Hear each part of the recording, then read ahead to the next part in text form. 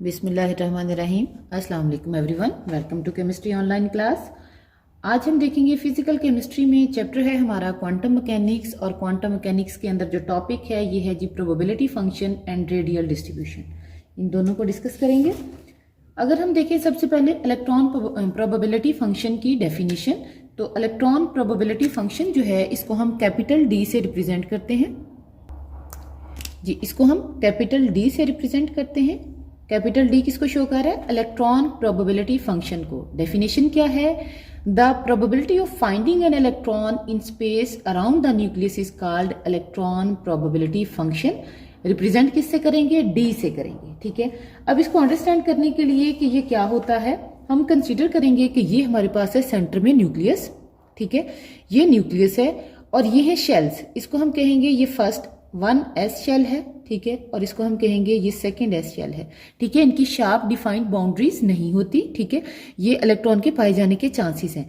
अब हम कहते हैं कि ये इलेक्ट्रॉन शार्प डिफाइंड बाउंड्री नहीं है, ये वाला जो रीजन है जिसमें 1s में इलेक्ट्रॉन पाए जा रहे हैं, इस अगर डिस्टेंस को हम शो करें dr से, किससे शो करेंगे? dr से। ठीक है, अब ये न्यूक्लियस से जो फर्स्ट शेल का फासला है या जो डिस्टेंस है इसको हम शो करेंगे r से जी। ये रेड लाइन न्यूक्लियस थी, रेड डॉट। अब न्यूक्लियस का और फर्स्ट शेल का जो डिस्टेंस है इसको हम बोलेंगे r। ठीक है, ये r डिस्टेंस है। ठीक है, ठीक है, ये मतलब रेडियस को शो कर रहा है। dr क्या है? इस शेल की थिकनेस है जहां पे इलेक्ट्रॉन के पाए जाने के चांसेस हैं। अब प्रोबेबिलिटी फंक्शन की क्या डेफिनेशन आ गई कि वो स्पेस अराउंड द न्यूक्लियस जिसमें इलेक्ट्रॉन के पाए जाने के जो चांसेस हैं वो मैक्सिमम हो, उसको क्या बोलते हैं? Electron probability function. ठीक है, अच्छा जी। अब हमने निकालना है वॉल्यूम। अगर हम देखें हमारे पास वॉल्यूम किसके इक्वल होता है? 4 पाई आर स्क्वायर वॉल्यूम किसके इक्वल है? 4 pi r square into d r के।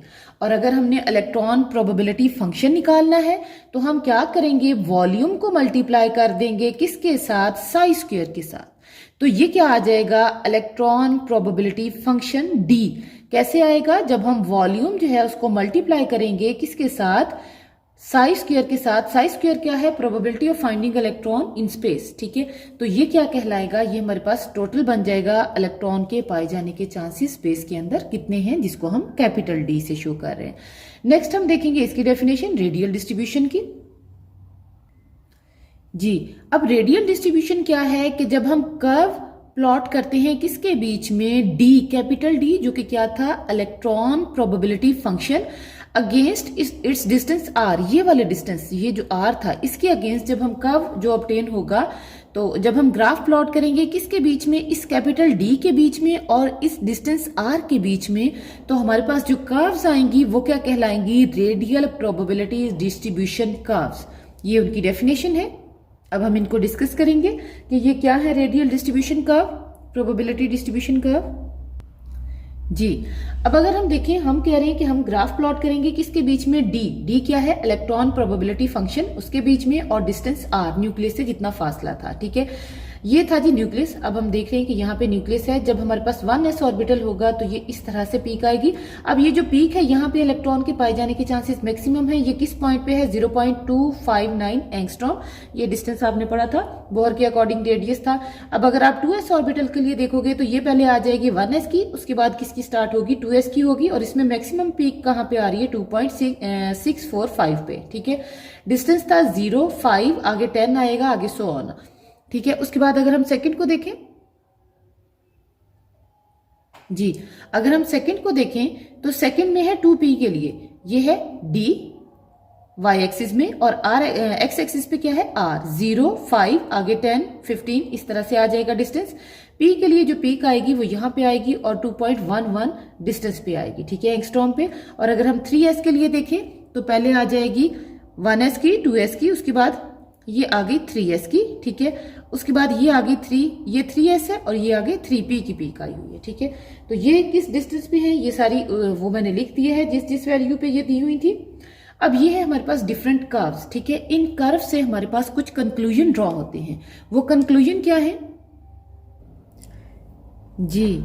वो क्या है कंक्लूजन, मतलब जो पॉइंट हमने ड्रॉ किए थे इस आइडिया से लिए हैं, वो क्या है कि इन द ओरिजिन बी जो कि क्या था, इलेक्ट्रॉन प्रोबेबिलिटी था, वो जीरो। अब अगर हम देखें ये ओरिजिन है, जितने भी आप ग्राफ देखोगे उन सब में ओरिजिन में इलेक्ट्रॉन के पाए जाने के चांसेस क्या हैं, जीरो हैं। इसका मतलब क्या हुआ कि जो ओरिजिन में इलेक्ट्रॉन पाए जाते हैं उनके चांसेस जीरो हैं, जो कि बिल्कुल ठीक बात है।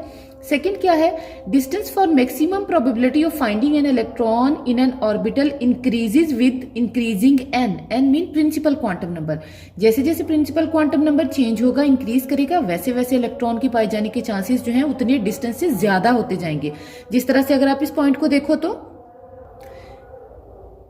जी यहां पे देखें, फर्स्ट ए के लिए इलेक्ट्रॉन पाया जा रहा है कहां पे, 0.259 एंगस्ट्रॉम पे, जबकि 2s के लिए क्या है, 2.645 है। इसका मतलब क्या हुआ कि जैसे जैसे प्रिंसिपल क्वांटम नंबर, इसके लिए n था 1 और इसके लिए n था 2, जैसे जैसे n की वैल्यू इंक्रीज होगी, इलेक्ट्रॉन के पाए जाने के चांसेस जो हैं वो ज्यादा डिस्टेंस पे होंगे। ठीक है, इसके बाद थर्ड पॉइंट है जी, थर्ड पॉइंट क्या है कि total number of peaks for S, P and D orbital कैसे निकालेंगे। एस के लिए तो 1 होगी, पी के लिए n-1 और n-2 रिस्पेक्टिवली, ये इन ऑर्बिटल्स के लिए हैं। ठीक है, जितनी पीक्स आएंगी। फोर्थ पॉइंट है कि 1s ऑर्बिटल को अगर हम डिस्कस करें, 1s ऑर्बिटल में आपको पता है प्रिंसिपल क्वांटम नंबर क्या है, n=1 है। अब कहते हैं d होगा 0 कब, जब r होगा 0। अब यहां पे देखें ये 1s के लिए ही है। अब जरा देखें, ये 1s के लिए है, देखें d है यहाँ पे 0 और r की वैल्यू भी 0 है। ठीक है, इसका मतलब क्या हुआ कि ओरिजिन में इलेक्ट्रॉन के पाए जाने के चांसेस कम हैं। जैसे जैसे r की वैल्यू बढ़ रही है, देखिए r इस साइड पे आ रहा है, d इधर ऊपर जा रहा है, इसका मतलब d की वैल्यू भी बढ़ रही है। अब मैंने आगे लिखा है कि r इंक्रीजेस तो d इंक्रीज, r इंक्रीज करेगा, डिस्टेंस इंक्रीज करेगा तो d इंक्रीज करेगा। और d की मैक्सिमम वैल्यू कहां पे आएगी, जब r होगा 0.529 एंगस्ट्रॉम। तो d के इलेक्ट्रॉन के पाए जाने के जो चांसेस हैं, मतलब प्रोबेबिलिटी ऑफ इलेक्ट्रॉन जो है, ये क्या हो जाएगी, मैक्सिमम हो जाएगी। जी फिफ्थ पॉइंट में है कि जब n होगा 2 और 3, 1 की बात नहीं, 1 हमने ऊपर डिस्कस कर लिया है, जब 2 और 3 होगा तो इनकी लेस शार्प पीक्स होंगी और ज्यादा एरिया पे ये एक्सटेंड करेंगी। किसकी निस्बत, n जब 1 होगा, n 1 होगा तो पीक शार्प आएगी, और अगर n 2 और 3 है तो पीक्स क्या होंगी, लेस शार्प होंगी और ये वाइडर एरिया पे होंगी। ठीक है, और उनकी जो रेंज है, रेंज ऑफ r के अकॉर्डिंग वो वाइडर एरिया पे आ जाएंगी। जी अब यहाँ पे इलेक्ट्रॉन के जो पाए जाने के चांसेस हैं एक से ज्यादा रीजन पे, वो डिफरेंट होंगे। ठीक है, अच्छा जी, अब नेक्स्ट हमने देखना है, कहते हैं कि इलेक्ट्रॉन डेंसिटी जो है वो एन अदर वे है ऑफ एक्सप्रेसिंग प्रोबेबिलिटी। ठीक है, प्रोबेबिलिटी को हम एक और तरह से एक्सप्रेस कर सकते हैं। वो कैसे एक्सप्रेस कर सकते हैं, वो कर सकते हैं जी इलेक्ट्रॉन डेंसिटी से। अब उसके लिए क्या है, हम ग्राफ प्लॉट करते हैं किसके बीच में, साई स्क्वायर जो कि क्या था, प्रोबेबिलिटी ऑफ फाइंडिंग इलेक्ट्रॉन, उसके बीच में और आर के बीच में। ठीक है, अब यहां पे अगर हम देखें, ओरिजिन की बात करें, यहां पे साई स्क्वायर भी 0 है और आर भी 0 है। ठीक है, अब इसका मतलब क्या हुआ, सॉरी यहाँ पे r 0 है लेकिन साई स्क्वायर क्या है, मैक्सिमम है। इसका मतलब इलेक्ट्रॉन के पाए जाने के chances according to probability maximum हो गए। ठीक है, अब जैसे जैसे डिस्टेंस इंक्रीज हुआ, इलेक्ट्रॉन के पाए जाने के चांसेस कम होते गए। ठीक है, लेकिन 0 पे नहीं आए, अब कम होते गए। इसका मतलब क्या हुआ कि इलेक्ट्रॉन न्यूक्लियस में जब डिस्टेंस 0 है, इलेक्ट्रॉन मैक्सिमम है, इसका मतलब क्या हुआ कि इलेक्ट्रॉन न्यूक्लियस के अंदर पाया जा रहा है, जो कि अगेंस्ट द रूल है, इलेक्ट्रॉन न्यूक्लियस के अंदर नहीं पाया जाता। इसका मतलब क्या हुआ कि हम प्रोबेबिलिटी जो है, सॉरी जो इलेक्ट्रॉन डेंसिटी है, उनके जरिए आंसर उतना अच्छा ठीक नहीं आता जितना कि ऊपर हमने प्रोबेबिलिटी के अकॉर्डिंग देखा है। अच्छा जी, अब अगर हम ड्रॉ करें, ये हमारे पास है न्यूक्लियस। ठीक है, ये है 1s ऑर्बिटल। आपको पता है s ऑर्बिटल क्या होता है, स्फेरिकल शेप होता है। अब अगर हम बात करें सेकंड s ऑर्बिटल की, तो 2s ऑर्बिटल ये आ गया। अब ये वाला जो रीजन है ये क्या कहलाएगा, dr। ठीक है, इसका ये वाला रीजन भी dr कहलाएगा। ठीक है, अब इन दोनों के बीच का जो डिस्टेंस है, ये आपको पता है नोड होता है, इसमें इलेक्ट्रॉन के पाए जाने के चांसेस जो है वो बहुत कम होते हैं। अब देखिए, हमने एटम को, जो एटम के अंदर ऑर्बिटल है, उनको शार्प डिफाइंड बाउंड्रीज से एक्सप्लेन नहीं किया। हमने क्या कहा है कि यहाँ पे इलेक्ट्रॉन के पाए जाने के जो चांसेस हैं वो ऑलमोस्ट 99% इलेक्ट्रॉन की प्रोबेबिलिटी होती है। इलेक्ट्रॉन इससे आगे पीछे भी पाए जा सकते हैं, लेकिन 99% प्रोबेबिलिटी है कि इलेक्ट्रॉन इसी रीजन में पाए जाए। ये नेक्स्ट हम इसको ड्रॉ करेंगे किसके लिए, 1s ऑर्बिटल के लिए, 2s ऑर्बिटल के लिए और 3s ऑर्बिटल के लिए। देखेंगे इनके साथ क्या रिजल्ट्स आ रहे हैं हमारे पास। अगर हम देखें, ये देखें, ये 1s ऑर्बिटल है, सेंटर में न्यूक्लियस है, ठीक है, उसकी वही साई स्क्वायर के साथ ये यहाँ पे आएगा साई स्क्वायर और ये है आर, ठीक है।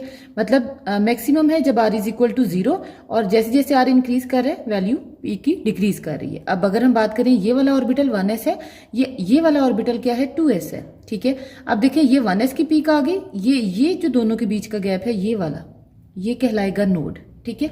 अच्छा जी, उसके बाद आगे बारी, अब ये 1s है, ये 2s है और ये 3s है, ये 3s है, ठीक है। यहाँ पे ये एक नोड आ गई और ये दूसरी नोड आ गई, ठीक है। अच्छा जी, अब ये नोड जो है ये इंक्रीज करेंगी जैसे जैसे प्रिंसिपल क्वांटम नंबर इंक्रीज करेगा, और नोड को कैलकुलेट करने का फॉर्मूला है n-1, ठीक है। n प्रिंसिपल क्वांटम नंबर, यहाँ पे आपको पता है ये n3 है, ठीक है, मतलब थर्ड शेल है ना, तो 3-1 इज इक्वल टू 2, इसका मतलब यहाँ पे 2 आपके पास नोड आएंगे। इसी तरह से अगर आपने सेकंड के लिए कैलकुलेट करना है तो n-1, अब सेकंड के लिए n क्या है, ये जो आपके पास 1 और 2 है जो शुरू के नंबर होते हैं ये प्रिंसिपल क्वांटम नंबर को शो करते हैं। अब यहाँ पे क्या आ जाएगा, 2-1 इज इक्वल टू 1, इसका मतलब एक नोड आएगा, ठीक है। जैसे जैसे प्रिंसिपल क्वांटम नंबर, यहाँ पे देखिए कोई नोड नहीं है 1s के लिए, जैसे जैसे प्रिंसिपल क्वांटम नंबर इंक्रीज किया, ये 1s था, इसमें कोई नोड नहीं है। अब देखिए इसको भी निकाल लेते हैं, n-1। अब 1s के लिए जो हमारे पास n की वैल्यू है ये 1 ही होती है, 1-1 इज इक्वल टू 0, इसका मतलब यहाँ पे कोई नोड नहीं है। जैसे जैसे प्रिंसिपल क्वांटम नंबर इंक्रीज करेगा वैसे वैसे नोड की जो क्वांटिटी है, नंबर ऑफ नोड जो है ये इंक्रीज करेंगे। अब अगर हम बात करें p ऑर्बिटल की, तो आपको पता है p ऑर्बिटल जो है ये इस फॉर्म में होता है, 2 लोब होते हैं, ठीक है, ऊपर वाला लोब और नीचे वाला लोब। यहाँ पे पाया जाता है न्यूक्लियस, ये है नोड भी साथ में। यहाँ पे इलेक्ट्रॉन के पाए जाने के चांसेस नहीं होते, इलेक्ट्रॉन या तो अबव द न्यूक्लियाई या बिलो द न्यूक्लियाई पाए जाएंगे। न्यूक्लियस के अंदर न्यूक्लियस जो सेंटर वाला पॉइंट है वहां पे नहीं पाए जाते। ये क्या कहलाता है, ये नोड कहलाता है। ये कब स्टार्ट होगा, जब हमारे पास n की वैल्यू होगी 2, ठीक है। तो 2p ऑर्बिटल होता है, 2p के अंदर अगर हम 2p ये सब शेल है, अगर हम देखें इस सब शेल के अंदर ऑर्बिटल, तो 3 ऑर्बिटल हैं, 2px, 2py और 2pz, ठीक है। और ये तीनों जो हैं इनका एक्सिस के अकॉर्डिंग डिफरेंट इनकी शेप आ जाएगी, ठीक है। वैसे इनकी शेप सेम ही होती है, लेकिन एक्सिस के अकॉर्डिंग जो इनकी अरेंजमेंट है एक्स एक्सिस में, वाई एक्सिस में और जी एक्सिस में वो डिफरेंट होगी, ठीक है। अब हम उनको बारी बारी ड्रॉ करेंगे। अब जो 2p और 3p में डिफरेंस है, 2p और 3p में जो डिफरेंस आएगा 2p में और 3p में, वो साइज का होगा। जिस तरह से हमने देखा था ना 1s का साइज छोटा था 2s से, 2s का साइज छोटा था 3s से, बिल्कुल इसी तरह यहाँ पे जो p ऑर्बिटल होंगे ये थोड़े बड़े साइज के होंगे। अब हम ड्रॉ करेंगे इनको बारी बारी। px, इसको क्या लेते हैं x एक्सिस, ये है y एक्सिस, ठीक है। तो ये हमारे पास 2px आ जाएगा, ये y एक्सिस है, x एक्सिस, जी बाद में ड्रॉ कर लेंगे। ये 2py आ जाएगा, इसको नीचे ड्रॉ कर लेते हैं। ये z एक्सिस कह ले, ये z पे आ गया, ये 2pz ऑर्बिटल आ जाएगा। ये तीनों डीजनरेट होते हैं जब तक हमारे पास कोई मैग्नेटिक फील्ड प्रेजेंट नहीं होता, लेकिन जब मैग्नेटिक फील्ड प्रेजेंट होता है तो तीनों अपने आप को डिफरेंट वे में x एक्सिस, y एक्सिस और z एक्सिस में अरेंज कर लेते हैं। इस तरह से इनकी अरेंजमेंट आ जाती है, और ये इनका 2p और 3p में साइज का डिफरेंस होगा, शेप यही रहेगी। उसके बाद अब बारी आ जाएगी d ऑर्बिटल की। जी, d ऑर्बिटल की अगर हम बात करें तो d ऑर्बिटल स्टार्ट होगा जब n की प्रिंसिपल क्वांटम नंबर की वैल्यू होगी 3, इसका मतलब 3d ऑर्बिटल होगा, ठीक है। सॉरी 3d है सब शेल, इसके अंदर 5 ऑर्बिटल्स हैं, ठीक है। अब हम देख लेते हैं, ये मैं लिख रही हूं d सब शेल, इसके अंदर कितने ऑर्बिटल हैं, 5 ऑर्बिटल्स हैं। इनको हम 2 क्लासेस में क्लासिफाई करते हैं, वो इनकी अरेंजमेंट के अकॉर्डिंग। ये स्मॉल d आना है। एक होता है जी बिटवीन द एक्सिस ऑर्बिटल, और दूसरे होते हैं ऑन द एक्सिस या अलोंग द एक्सिस, ठीक है। अब 5 में से 3 ऑर्बिटल्स ऐसे हैं जो बिटवीन द एक्सिस हैं, और 2 ऑर्बिटल ऐसे हैं जो कि अलोंग द एक्सिस हैं। उनके नाम क्या हैं, यहाँ मैं पहले पांचों के नाम लिख देती हूँ, dxy, dyz, dzx, dz² minus dz² और फिफ्थ है dx² माइनस y²। अब अगर हम देखें ये शुरू वाले तीन, ये वाले, ये हैं जी बिटवीन द एक्सिस, क्या क्या, dxy, dyz और dzx। और अगर हम बात करें अलोंग द एक्सिस वाली तो वो ये दो हैं, उसमें क्या है, dx² माइनस y² और dz², ये दूसरा ऑर्बिटल है, ठीक है। अच्छा जी, अब जरा देखें, अच्छा उसके अलावा एक और में डिफरेंस है, वो डिफरेंस क्या है कि अगर हम बात करें इन चारों ऑर्बिटल की, तीन ये और एक ये, इनमें चार चार लोब हैं, ठीक है, 4 लोब्स हैं। अगर हम dz² की बात करें तो इसमें 2 लोब्स होते हैं, ठीक है। अच्छा जी, अब हम इनकी शेप ड्रॉ करेंगे। शेप ड्रॉ करने के लिए सबसे पहले dxy की, dyz और dzx की, ठीक है। अच्छा जी, अब ये हैं बिटवीन द एक्सिस। अब आपने क्या करना है, जो दो लेने हैं एक्सिस, उन सिर्फ 2 एक्सिस लें, ठीक है, आपकी आसानी के लिए। अब आपने ड्रॉ करना है, इसका जो d ऑर्बिटल की शेप होती है वो ये होती है, मतलब टोटल 4 लोब्स होते हैं इसके, p ऑर्बिटल डबल कर लें, 4 लोब होते हैं, ठीक है। अब हमने शेप ड्रॉ करनी है dxy की, तो हम क्या करेंगे, ये x एक्सिस है, इसके ऊपर एक लोब आ गया इस तरह से, ये x, और ये दूसरा एक्सिस x एक्सिस आ गया, ठीक है। इसी तरह से ये y एक्सिस पे आ गया, ये किसकी शेप बन गई, dxy की। उसके बाद नेक्स्ट हमने बनाना है dyz, इसको कह लें y एक्सिस, इसको कह लें z एक्सिस। अब ये फिर बिटवीन द एक्सिस बनेंगे, एक्सिस के दरमियान में, ऊपर नहीं, ये उसकी शेप बन गई dyz की। अब नेक्स्ट हम देखेंगे dzx, इसको कह ले x एक्सिस, इसको कह ले z एक्सिस। अब ये क्या बनेगा, ये इधर बन जाएगा d, और ये x एक्सिस और z एक्सिस के बीच में। अब ये क्या बन गया है, dzx, ये बन गए हैं बिटवीन। देखें अब इनमें से कोई भी लाइन x एक्सिस के ऊपर, y एक्सिस के ऊपर या z एक्सिस के ऊपर नहीं आई, इसका मतलब ये क्या बन गए हैं, ये बिटवीन द एक्सिस वाले लोब बन गए हैं, ठीक है। अब अगर हम बात करें इनकी, ठीक है, तो ये कैसे बनेंगे, अब हम ड्रॉ करते हैं। सबसे पहले हम ड्रॉ करेंगे dx² माइनस y² को, ठीक है, इसको कह लें x एक्सिस, इसको कह लें y एक्सिस। अब देखिए इसमें होगा क्या, इसमें d ऑर्बिटल बिल्कुल एक्सिस के ऊपर आएगा, ये इस तरह से, ठीक है, ये आपके पास शेप बन जाएगी। ये किसकी शेप है, dx² माइनस y² की। अब नेक्स्ट हमने ड्रॉ करना है dz², तो उसके लिए इसको कह लें x एक्सिस, इसको कह लें z एक्सिस। अब z एक्सिस के ऊपर ही लोब होगा और एक सेंटर में डेफिनेट होगा, ठीक है। ये आपके पास आ गई इनकी शेप, पांचों d ऑर्बिटल की। अब अगर शेप लोब्स के अकॉर्डिंग देखें तो हमारे पास 2 टाइप बनती हैं। एक टाइप वो ये वाली जिसमें 4 के 4 लोब थे, और दूसरी टाइप वो जिसमें 2 लोब थे, ठीक है। लेकिन अगर हम एक्सिस के अकॉर्डिंग देखें तो 2 टाइप हैं, between the axis and along the axis.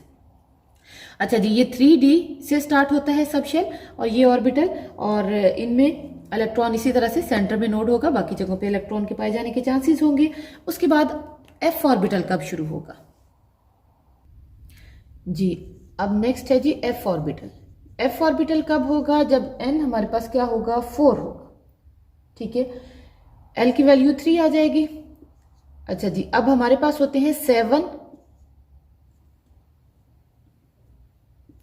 7f orbitals, ठीक है। इनकी शेप बहुत कॉम्प्लिकेटेड होती है। इनके जिस तरह से देखा था ना, डी में 4 लोब थे, इनके 8 लोब्स होते हैं, ठीक है। और ये एक्टिनाइड और लेंथेनाइड दोनों सीरीज के लिए पाए जाते हैं, इसलिए इनको हम उन्हीं में डिस्कस करते हैं, और वो आपके सिलेबस के अकॉर्डिंग इस बीएससी लेवल पे नहीं है। ये था जी हमारा आज का लेक्चर। अगर आपको लेक्चर अच्छा लगा हो, इसे लाइक ज़रूर कीजिएगा। अपना बहुत सारा ख्याल रखिएगा। अल्लाह हाफिज़।